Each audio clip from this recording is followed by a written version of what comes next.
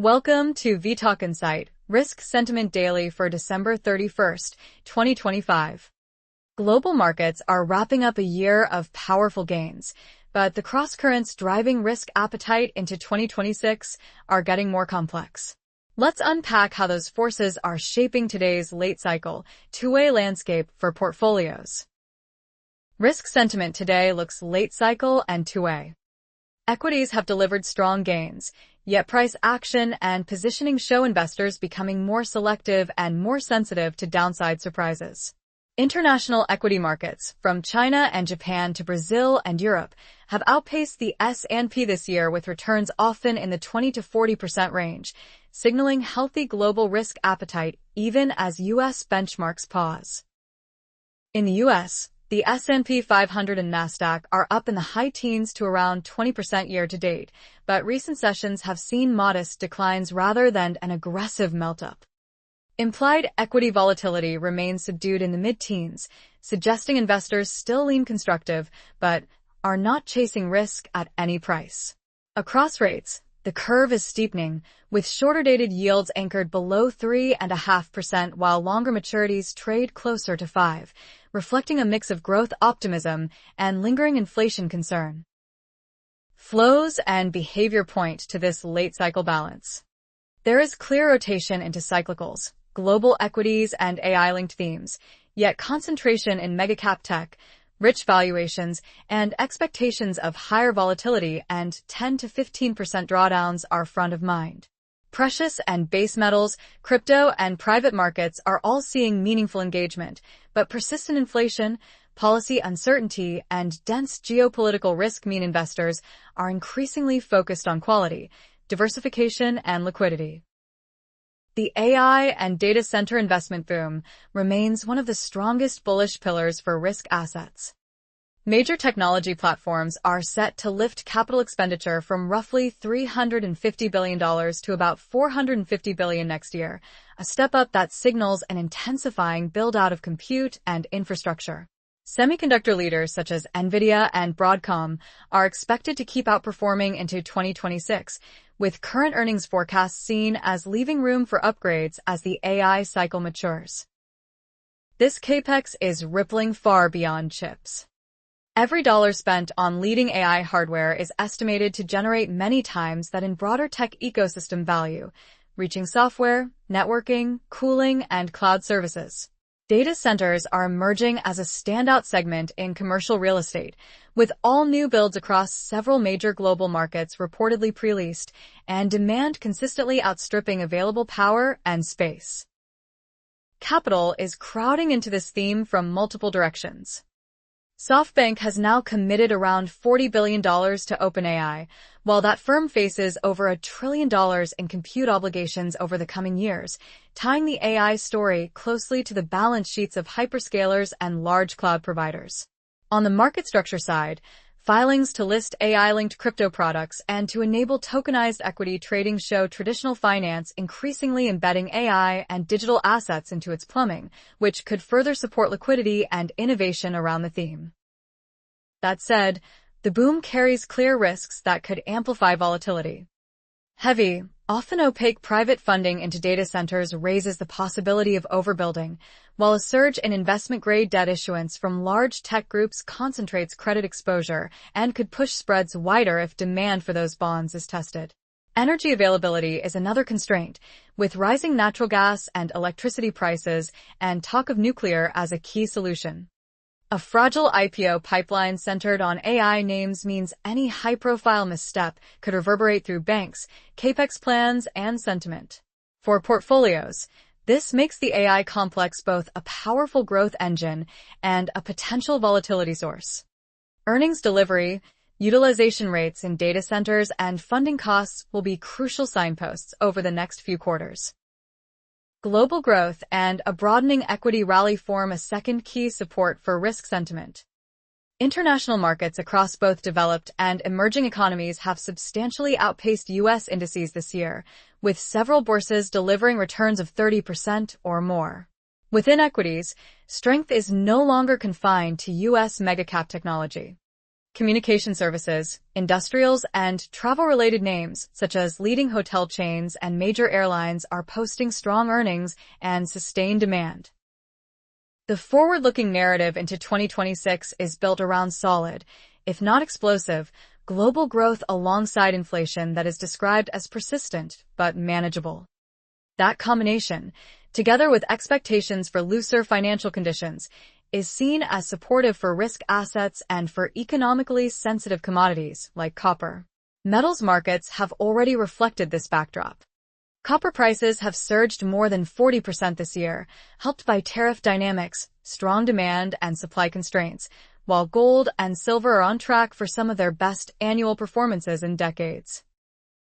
Fiscal and policy support enhances this growth story. In the U.S., significant individual tax cuts, including relief on tips and overtime and a higher standard deduction, are expected to deliver a notable boost to household cash flows during the 2026 filing season. Bank of America highlights multiple tailwinds for U.S. GDP next year, from fiscal expansion and the lagged impact of rate cuts to AI-driven productivity gains and more supportive trade policy. In Europe, stepped-up infrastructure and defense spending, particularly in Germany, is expected to underpin relative outperformance. Still, this is a late-cycle expansion rather than a fresh, early cycle. Consumer strength is uneven, with higher-income households driving much of the spending while lower-income cohorts lag, and small business profit growth is decelerating. Current U.S. growth is also heavily reliant on data center investment and affluent consumers, introducing concentration risk if either pillar weakens. For multi-asset portfolios, the takeaway is that global diversification and exposure to real economy beneficiaries of capex and travel demand remain important, but with recognition that the cycle is mature and more vulnerable to shocks. An easing bias and prospects for a weaker dollar provide another meaningful tailwind for risk assets. While the Federal Reserve is visibly divided today, there is a credible path where changes in committee composition make it more inclined toward rate cuts into 2026. Market commentary points to rising expectations for more than the currently signaled number of cuts next year, particularly if employment softens further and inflation drifts lower, which would tend to support small caps and more cyclical exposures. At the global level, a backdrop of gradual monetary easing is emerging. A scenario in which the Fed ultimately cuts more aggressively, aligning U.S. policy with other central banks, would likely weigh on the dollar and improve translated returns from international assets for dollar-based investors. Institutional flows have already shifted from strong dollar selling to a more neutral stance, with little evidence of renewed large-scale dollar buying, suggesting limited support for another leg of sustained dollar strength. Low interest rate volatility is another important piece of this easing bias. Rate moves are expected to remain contained through at least the first half of 2026, with the Fed increasingly seen as biased towards stable or lower policy settings, which supports easy financial conditions and risk-taking across credit and equities. Technical and regulatory changes in the U.S. Treasury market, including more front-end issuance and enhanced cross-margining, are expanding dealer capacity and dampening fears of disruptive bond vigilante episodes, which in turn reduces one potential source of systemic stress. However, this easing-friendly narrative is not risk-free. Inflation remains above target, the Fed is split on policy direction, and recent rate cuts have yet to meaningfully improve hiring or borrowing conditions, raising questions about transmission. If inflation proves stickier than hoped, or if fiscal dynamics push long-end yields higher, the window for aggressive easing could narrow. For investors, that makes it important to treat lower rate scenarios as one of several paths, rather than a foregone conclusion. On the bearish side, persistent inflation and higher for longer risk remain central concerns. Price pressures are proving more stubborn than many had anticipated, hovering closer to 3% rather than gliding back to the Fed's 2% goal. Tariff-related costs and policy uncertainty are slowing the disinflation process, and several Fed officials are increasingly worried about inflation becoming entrenched, which could keep policy tighter than markets currently price. The yield curve is sending a similar message. Long-end Treasury yields are expected to stay elevated, with some views putting the 10-year unlikely to sustainably break below 3.5% and potentially reaching around 5% in 2026. Natural gas and electricity prices are rising sharply, helped by surging power demand from data centers, and metals such as copper, gold, and silver are all enjoying their strongest years in a long time, underscoring both robust demand and ongoing inflation concerns. This inflation backdrop complicates the policy outlook. The main risk to today's supportive growth narrative is a renewed inflation flare-up that would force the Fed to consider rate hikes in 2026, a scenario currently seen as low probability, but with significant market impact if it materialized. Persistent inflation and upcoming fiscal stimulus are also cited as reasons rate cuts could be delayed or smaller than hoped, keeping pressure on more rate-sensitive segments, such as small caps and parts of the housing market. There are offsetting forces. Oil markets face structural oversupply that could cap crude prices, and the labor market is expected to recover only gradually, which may reduce the risk of a wage-driven inflation spiral.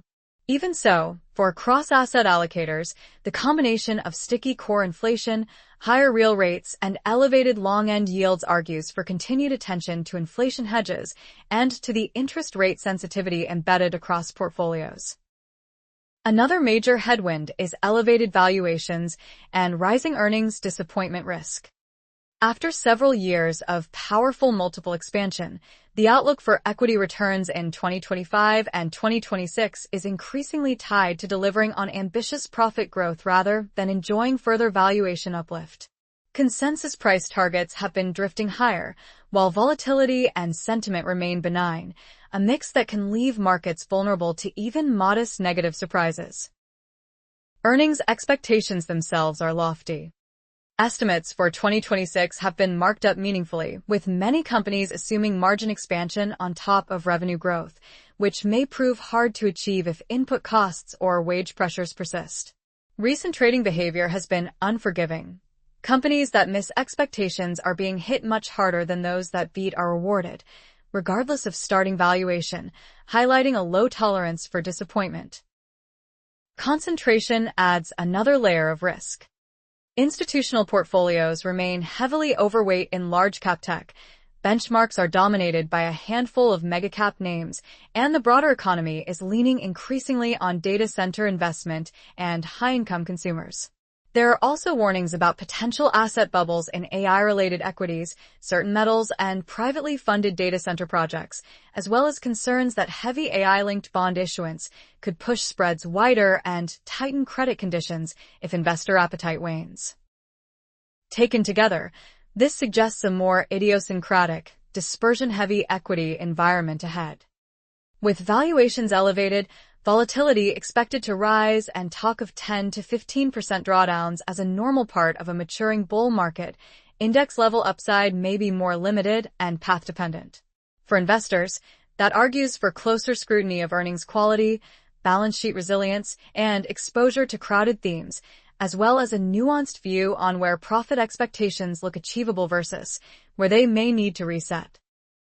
Finally, geopolitics. Trade tensions and policy shocks form a persistent macro overhang. Conflict and confrontation risks are elevated across several theaters, from the Middle East and Iran to Ukraine and the Taiwan Strait. Red Sea disruptions have pushed some shipping costs multiple times higher, directly feeding into inflation and supply chain uncertainty, while Iran's domestic instability and currency collapse add to regional fragility. Trade and tariff policy are another key fault line. Persistent uncertainty around future U.S. tariff regimes, including potential changes to existing agreements, is weighing on corporate decision-making and delaying investment and hiring.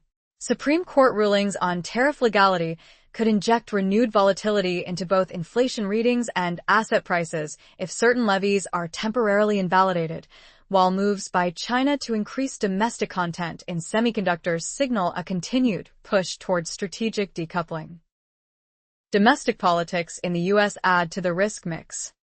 Rising election uncertainty, potential reshaping of party leadership, and a more confrontational policy style increase the odds of abrupt shifts in fiscal, regulatory, or trade stances. More broadly, globalization is evolving into strategic fragmentation, with countries reshaping supply chains around security and resilience rather than pure efficiency, a process that can raise costs and complicate corporate planning. For markets, these geopolitical and policy dynamics are not just background noise. They're central to pricing in energy, metals, shipping, and certain currencies, and they can interact with already high valuations to amplify swings. Investors are watching for any escalation around key choke points, clarity on tariff frameworks, and how defense and industrial policy are funded. The balance between higher risk premia and continued fiscal support will be a crucial driver of cross-asset performance into 2026. To sum up, global risk sentiment is ending the year in a late cycle, two-way state. The AI and data center investment boom, broadening global growth, and an underlying easing bias with a softer dollar backdrop are powerful supports for risk assets. Set against that are persistent inflation and higher for longer rate risks, stretched valuations with rising earnings sensitivity, and a dense web of geopolitical, trade, and policy uncertainties that could drive sharper bouts of volatility. Watching how these forces evolve across inflation data, policy meetings, earnings seasons, and geopolitical headlines will be key for assessing the balance of risks as we move into 2026. This video is for information only and is not investment advice.